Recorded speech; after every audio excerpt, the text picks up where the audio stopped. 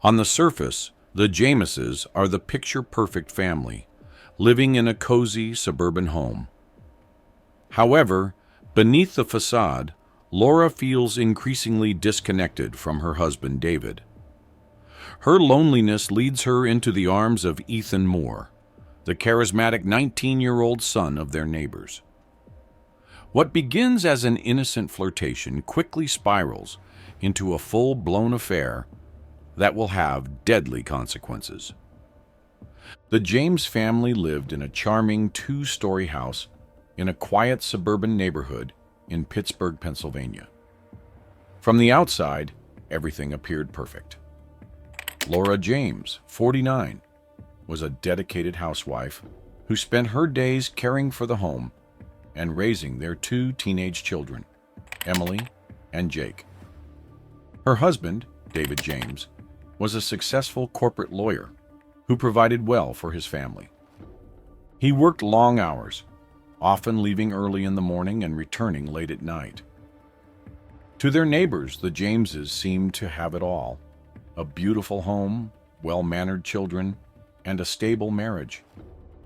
But as with many things, appearances can be deceiving. Laura had started to feel a growing sense of loneliness over the years.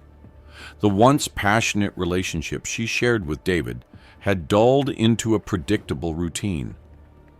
David, though kind and hard-working, was increasingly absent, both physically and emotionally. The long hours at the office left Laura feeling neglected and isolated. She missed the days when they used to laugh together, when David would surprise her with small gestures of love. Now, their interactions were limited to brief conversations over dinner, discussions about the kids, or the occasional movie night that often ended with David falling asleep on the couch. It was during this period of emotional drought that Ethan Moore re-entered her life. Ethan was the 19-year-old son of their neighbors, the Moores. He had just returned home from college for winter break, and Laura couldn't help but notice how much he had changed since she last saw him. He was no longer the awkward teenager who used to mow their lawn. He had grown into a confident, charming young man. He often visited his parents, and their house was just a stone's throw away from the Jameses' home. Their first interactions were innocent enough. Ethan would wave to her from across the street, or they would exchange small talk when they ran into each other while she was out running errands. But as the days went by, those interactions became more frequent and more charged with an unspoken tension. It was January 10th, 2012, when Laura first really took notice of Ethan. He was standing in his driveway, chatting with a friend, when their eyes met. There was something in the way he looked at her, an intensity that made her feel seen in a way she hadn't felt in years. Her heart fluttered, and for the first time in a long while, Laura felt something more than just the routine numbness of her daily life. Over the next few days, they found themselves crossing paths more often.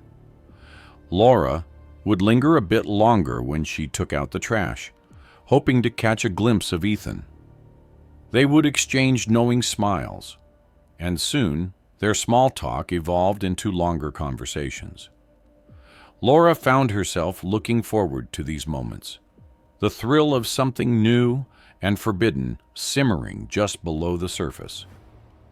By January 20th, 2012, their attraction had grown impossible to ignore. David was away on one of his frequent business trips, and Laura, feeling particularly lonely, decided to invite Ethan over under the pretense of needing help with a leaky faucet in the kitchen. Ethan arrived that afternoon, his casual demeanor doing little to hide the tension that crackled between them. As they stood close together in the small kitchen, their hands brushing as they worked on the faucet, the air grew thick with anticipation. It didn't take long before the pretense of fixing the faucet was forgotten. The next thing Laura knew, they were in each other's arms, crossing a line they both knew they shouldn't.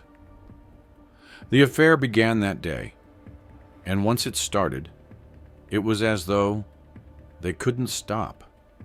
They quickly fell into a routine of secret meetings, always careful to avoid suspicion.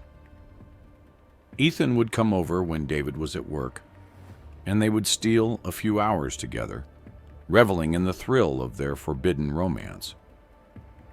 As the days turned into weeks, their affair deepened. By February 5th, 2012, they were taking greater risks, meeting more frequently, even during times when they knew they shouldn't. The constant fear of getting caught only added to the excitement. Laura knew what they were doing was dangerous. She had too much to lose if anyone found out. But the emptiness she felt without Ethan was even more terrifying. He made her feel alive again, like she was more than just a wife and a mother. She felt desired, and that was something she had been missing for far too long. However, their secret did not remain hidden for long. As February drew to a close, Mrs. Green, an elderly neighbor known for her sharp eyes and love of gossip, started noticing Ethan's frequent visits to the James house. Mrs. Green lived across the street, and from her front porch, she had a clear view of the Jameses' driveway.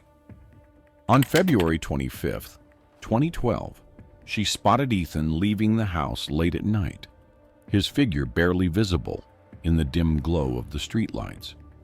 He was sneaking out as if he didn't want to be seen, and that immediately piqued her interest.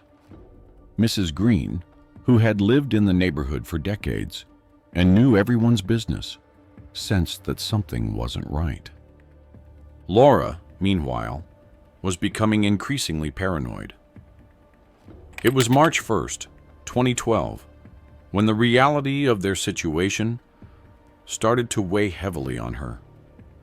Every time the phone rang or there was a knock at the door, her heart would race with the fear that someone had discovered their secret. She knew they were playing with fire, but she couldn't bring herself to end the affair. Ethan, on the other hand, was growing more possessive. He had fallen for Laura deeply, and the limits of their relationship, secretive, hidden, and full of deceit, were frustrating him. He wanted more, but Laura knew that was impossible. She had a family, a reputation, and a life that couldn't be thrown away. Then, on March 5th, 2012, everything changed. David was supposed to be out of town on another business trip, but he unexpectedly returned home early. Laura and Ethan were in the midst of one of their secret meetings when they heard the front door open. Panic seized them both. They were upstairs in the bedroom, completely unaware that David had walked in. David, tired from his trip, was oblivious to the tension hanging in the air as he called out for Laura. Laura's heart pounded wildly as she heard David's voice echo through the house. Panic set in immediately, and she and Ethan knew they had only seconds to act. Instead of hiding in the bathroom, Ethan grabbed his clothes and quickly ducked into the closet, pulling the door shut behind him. Laura, her mind racing, tried to calm herself as she glanced around the room. The bed was a mess, and a chair had been knocked over in their rush. The room still carried the scent of Ethan's cologne, which hung heavily in the air. She quickly fixed the bed as best she could, smoothing the sheets and tossing the pillows back into place. She then righted the chair, pushing it neatly under the desk, all the while listening to the sound of David's footsteps growing closer. Her heart was in her throat, every second feeling like an eternity. David reached the top of the stairs and called out for Laura again. She forced herself to take a deep breath before stepping into the hallway, closing the bedroom door behind her in a desperate attempt to keep him from entering. She met him halfway down the hall, trying to appear calm and composed. David, clearly tired from his trip, didn't seem to notice her nervousness. He greeted her with a quick kiss on the cheek and mentioned that he needed to change his clothes. Laura's stomach twisted in knots. She knew the closet door was not fully closed, and Ethan was hiding inside with no way out. David was just a few steps away from discovering everything. Desperate to prevent him from opening the door, she quickly suggested that he freshen up in the guest bedroom downstairs, mentioning that the master bedroom was a mess and needed to be cleaned. David paused, considering her suggestion. For a moment, Laura feared that he would ignore her and head straight for the closet. The tension in the air was almost unbearable as David hesitated, glancing toward the bedroom door. But finally, he shrugged and agreed, turning to head downstairs. The moment David was out of sight, Laura rushed back into the bedroom, her heart still racing. She pulled open the closet door, and Ethan, barely able to breathe, stumbled out. They were both shaking, knowing how close they had come to being caught. Ethan quickly gathered the rest of his things and slipped out through the back door, avoiding any further risk. By March 10th, 2012, Mrs. Green, an elderly neighbor with a keen eye for the happenings in the neighborhood, was fully convinced that something was amiss with Laura and Ethan. She had seen the young man visiting the James house far too often and at odd hours. The way they interacted had a certain familiarity that made her suspicious. Unable to keep her observations to herself, she confided in her close friend, who then spread the gossip to others in the neighborhood. It didn't take long before the rumors reached David. David had always been a practical and focused man, often too busy with work to notice the small details of home life. But when he heard the rumors, they gnawed at him, forcing him to pay attention to the signs he had previously dismissed. The times Laura seemed distant, the way she avoided his eyes, and the unfamiliar scent of cologne in their bedroom. All these details suddenly made sense. Although Laura denied everything when confronted, David couldn't shake the growing suspicion that something was deeply wrong. 5 days later, on March the 15th, 2012, David, driven by a mixture of anger and doubt, decided to follow Laura. He took the day off work, pretending to leave for the office as usual, but instead keeping a watchful eye on the house from a discreet distance. When Laura left home that afternoon, David trailed her, careful not to be seen. His heart pounded as he watched her drive to a nearby park and meet Ethan. They exchanged a few words, and though the meeting seemed brief and unremarkable, David's jealousy and anger exploded inside him. He realized that the affair was not just a rumor, but a painful reality. Consumed by rage, David began to plot his next move. He couldn't think clearly, his mind clouded by betrayal and hurt. However, he decided to confront Laura one more time before taking drastic action. That night, when Laura returned home, David waited until they were alone. He could barely contain his emotions, and as he confronted her again, Laura saw something in his eyes that frightened her. She knew she couldn't lie any longer. Realizing the gravity of the situation and fearing for Ethan's safety, Laura confessed everything to David. She admitted the affair, explaining how it had started and how guilty she felt about it.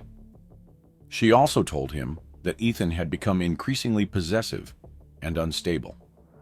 She revealed that Ethan had been pressuring her to leave David and had even threatened to confront him if she didn't end their marriage soon.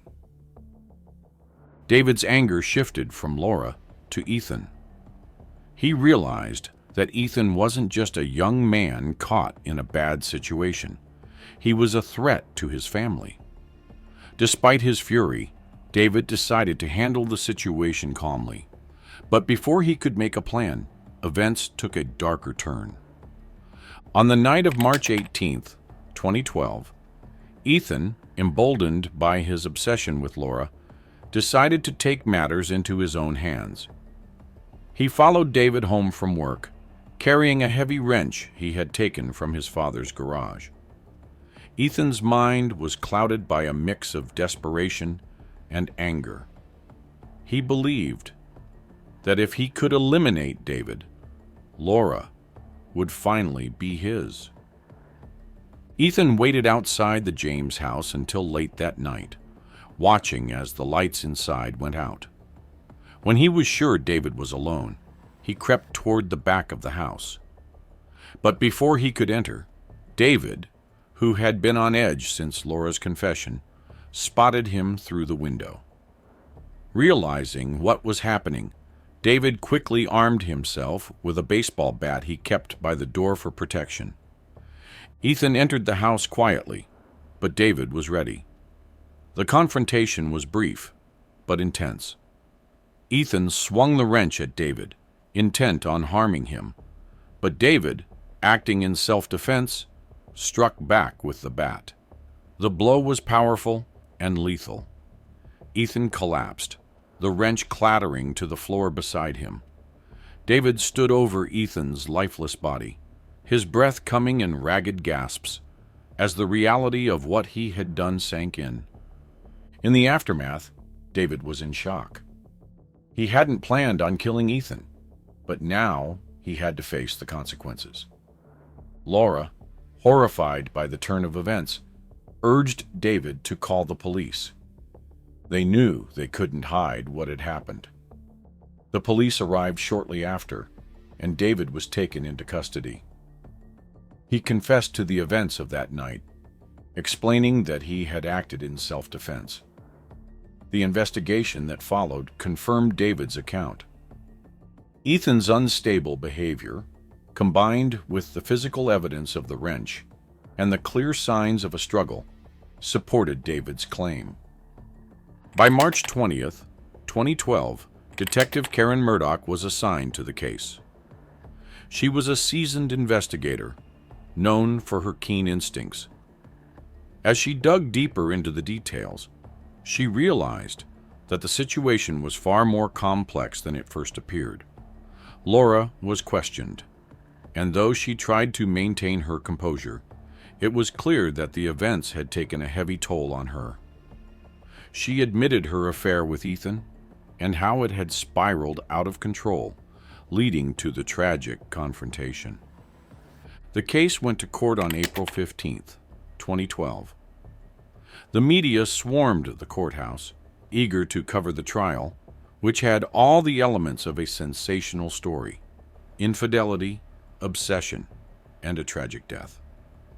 David pleaded not guilty to murder, maintaining that he had acted out of necessity to protect himself. The defense presented the evidence of Ethan's threats and erratic behavior, as well as the fact that David had been attacked first.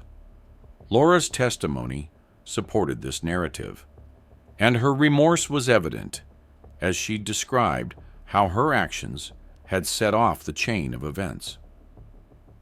On April 30th, 2012, after a tense trial, the jury returned with a verdict. They found David guilty of involuntary manslaughter, acknowledging that while he had killed Ethan, it was in self-defense and under extreme provocation.